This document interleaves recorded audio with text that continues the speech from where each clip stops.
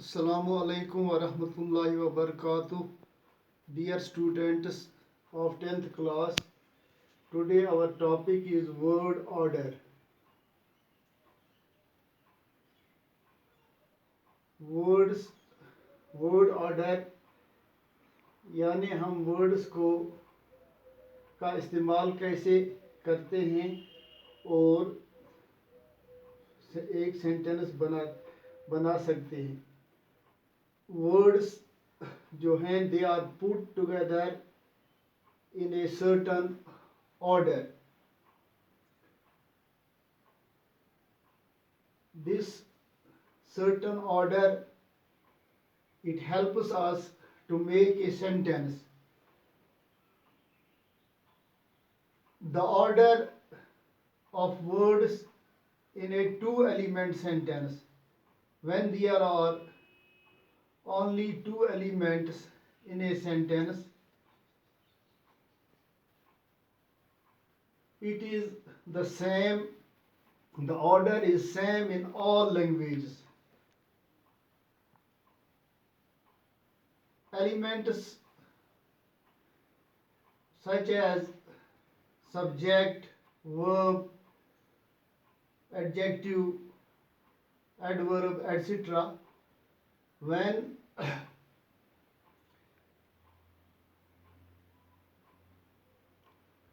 there are only two elements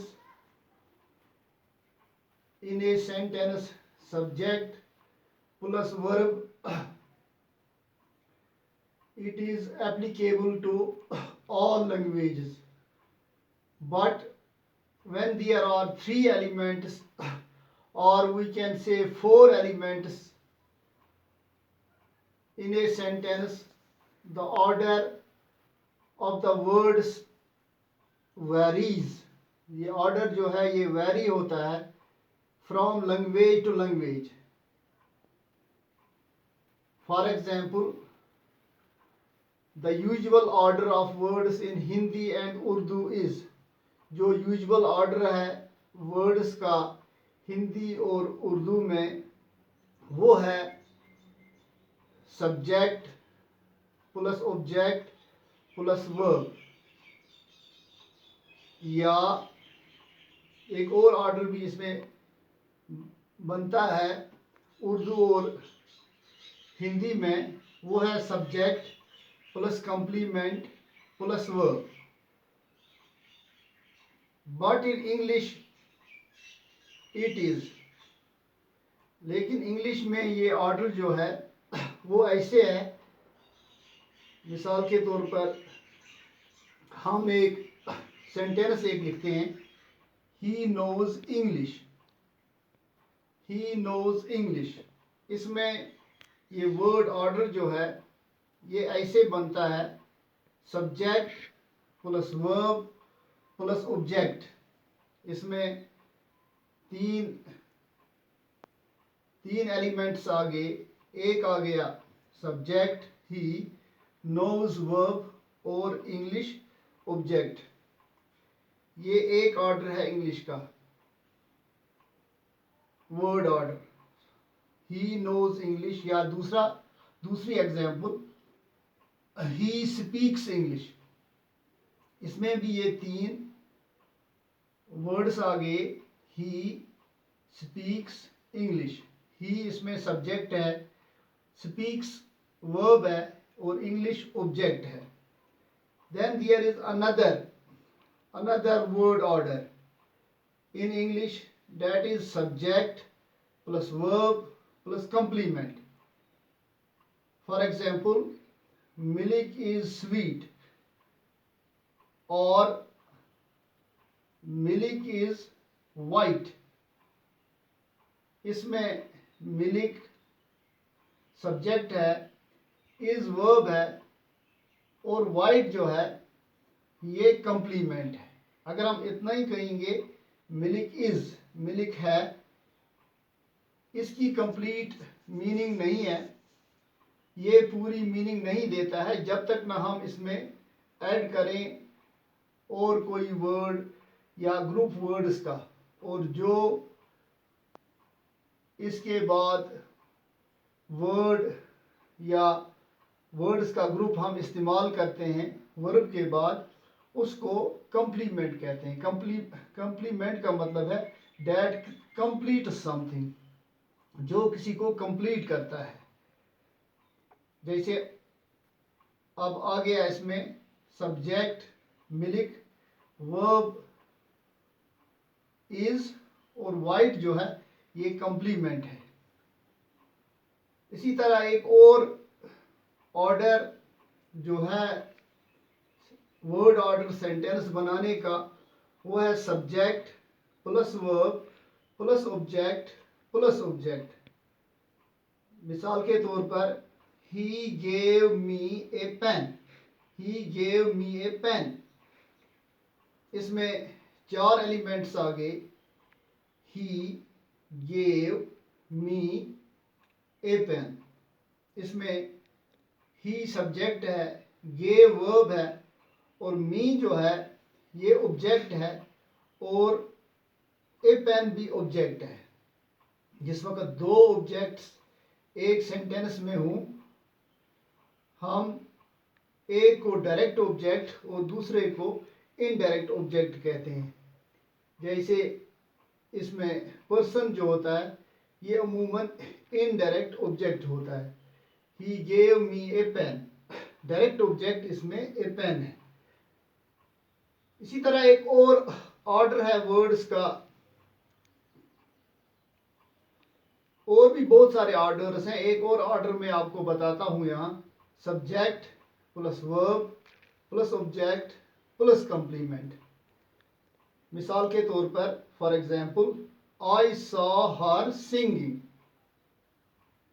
इसमें भी 4 elements हैं। There are 4 elements in this sentence, subject I, saw verb और object इसमें her है। और आई सॉ हर, अगर हम इसको कंप्लीट करने की कोशिश करें, क्योंकि ये ऑब्जेक्ट जो है ये कंप्लीट नहीं है, आई सॉ हर, मैंने उसको देखा। अगर हम और कोई वर्ड इसको लिखें आगे, या वर्ड का कोई ग्रुप इसको लिखें, उस वक़्त ये जो वर्ड लिखते हैं हम इस ऑब्जेक्ट के बाद, उसको ऑब्जेक्ट कंप्लीमेंट कहते हैं या कंप्लीमेंट कहते हैं। I saw her singing, singing जो है ये कंप्लीमेंट है। या we consider him a holy man, इसी तरह इसमें भी ये 4 एलिमेंट्स हैं। We subject, consider verb, him इसमें ऑब्जेक्ट है और ए होली मैन ये कंप्लीमेंट है। इस तरह ये 4 स्ट्रक्चर्स मैंने आपके सामने रखे, जिनको हम वर्ड ऑर्डर या दूसरे लफ्ज़ों में एक पैटर्न कहते हैं। वर्ब पैटर्न भी हम इसको कह सकते हैं। इसी से वर्ब पैटर्न से ही सेंटेंस बन सकता है। और इंग्लिश में 2 essential, we call them 2 essential ingredients of a sentence, जो सेंटेंस के 2 अहम इंग्रेडिएंट्स हैं, वो हैं सब्जेक्ट प्लस वर्ब। ये 2 अहम इंग्रेडिएंट्स हैं सेंटेंस के, ये they are placed close to each other, close to each other, इनको हम साथ साथ रखते हैं। They are placed close to each other.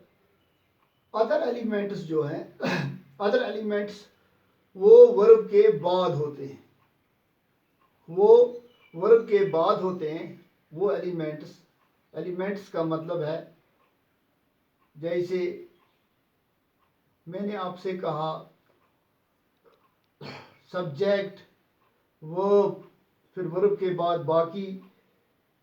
बाकी जो है एडजेक्टिव है, एडवर्ब है, वगैरह वगैरह, ये सारे एलिमेंट्स में आते हैं।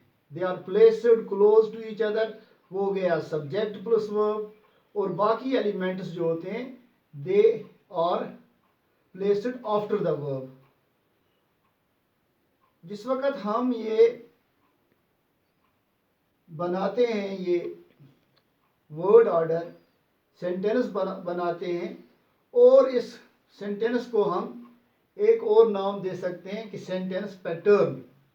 हम इसको सेंटेंस पैटर्न भी कह सकते हैं। और वर्ड ऑर्डर जो है इंग्लिश में, इसका दारो मदार जो है वो 3 मेजर फैक्टर्स पे है। It depends on 3 major factors. 3 major factors. Number 1, word classes. Word classes का मतलब है खासकर इसमें वर्ब्स का अहम रोल बनता है, पर्टिकुलरली वर्ब्स। और इस वर्ड क्लासेस में देयर आर 2 मेजर फैमिलीज। इसकी 2 बड़ी फैमिलीज हैं। एक को हम ओपन और लेक्सिकल कहते हैं।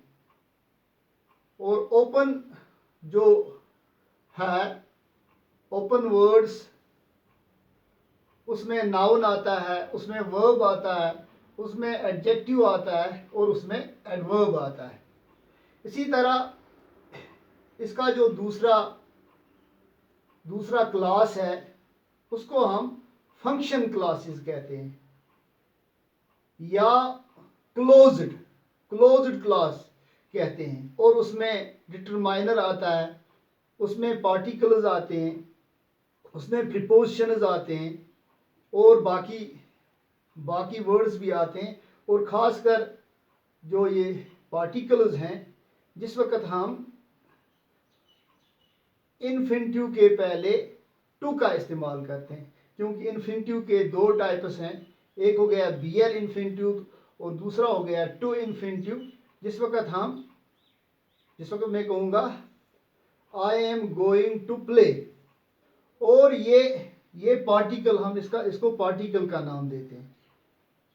और इसी तरह क्योंकि 3 मेजर फैक्टर्स जो हैं, जैसे मैंने आपको पहले ही बता दिया, इसके वर्ड क्लासेस के, इस जो ये इंग्लिश है वर्ड ऑर्डर जो है, ये इसका दारो मदार जो है 3 बड़े फैक्टर्स पे है। उनमें एक वर्ड क्लासेस आ गया, और वर्ड क्लासेस के फिर दो टाइप्स हैं, 2 मेजर टाइप्स हैं, या दो फैमिलीज हैं इसकी। एक हो गया ओपन और लेक्सिकल, और दूसरा हो गया फंक्शन क्लासेस या क्लोज्ड।